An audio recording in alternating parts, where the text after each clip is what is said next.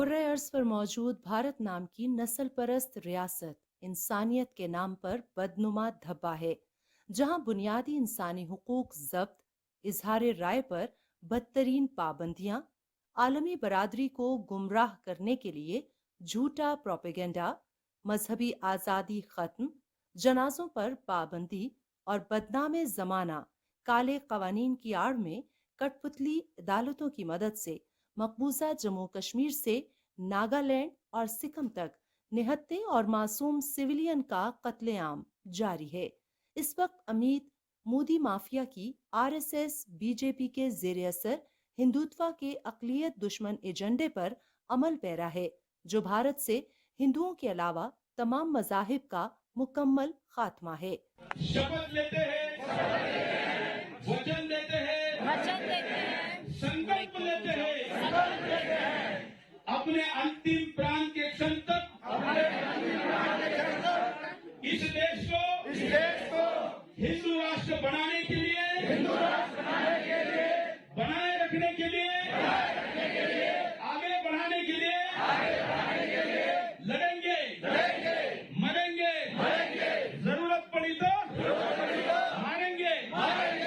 दुनिया को याद है, इसी मोदी की कयादत में फरवरी 2002 में सानेहा गुजरात में एक मुनज़्ज़म मंसूबे के तहत मुसलमानों का कत्लेआम किया गया।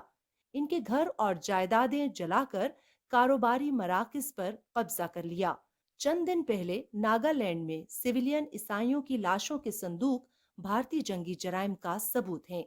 भारतीय फौज और खुफिया एजेंसियां ईसाइयों और सिखों का कत्ल करने के बाद आरएसएस बीजेपी के गुंडों के जरिए मुसलमानों के कत्लेआम की तरगीब दे रहे हैं।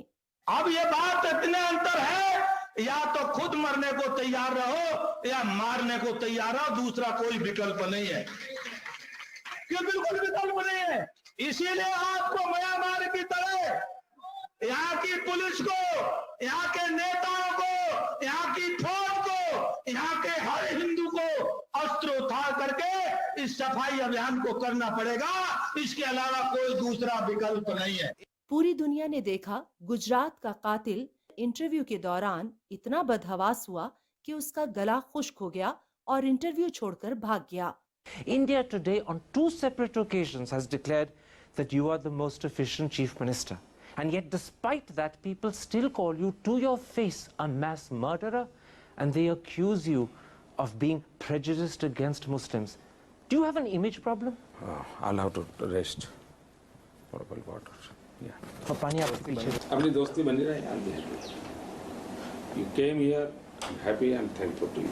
मकबूजा जम्मू कश्मीर में सिविलियन के खिलाफ भारतीय रियासती दहशतगर्दी पूरी दुनिया में बदनाम हो चुकी है।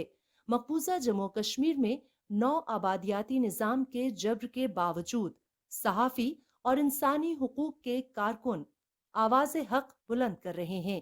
What was I doing or my organization doing in last 4 and 5 months? We have been criticizing government for their actions against the peaceful protesters, actions against the children who were killed, maimed, blinded by the action of the Jammu and Kashmir police and the CRPF. So do they expect that a human rights activist is not going to speak at this critical juncture? Bharat में जिन जिन रियासतों में आज़ादी की तहरीकें जारी हैं, वहाँ न सहाफ़ी महफूज हैं, न इंसानी हुकूक के कारकुन। इन पर भी गद्दारी के जाली मुकदमात बनाए गए। ये कहना बेजाना होगा कि मोदी का भारत दुनिया का सबसे बड़ा दहशतगर्द, बुनियादी इंसानी हुकूक का दुश्मन और बेगुनाह सिविलियन के कत्लेआम का जंगी मुजरिम है।